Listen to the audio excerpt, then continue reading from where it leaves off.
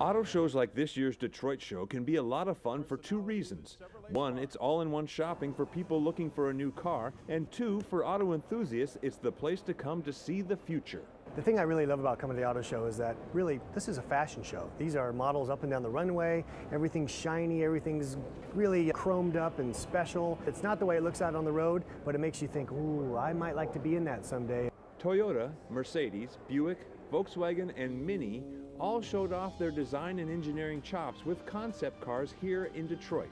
At GMC, the Granite concept with its French-style doors drew lots of attention. Well, it's very important for us to develop concept vehicles. We need to explore. We need to look at new vehicle types that we may bring to market.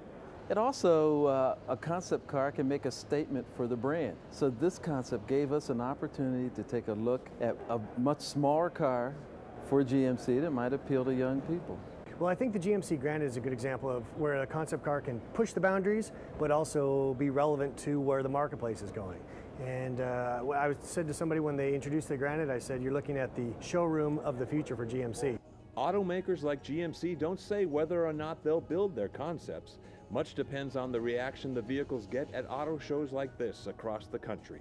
I'm Chris Hansen.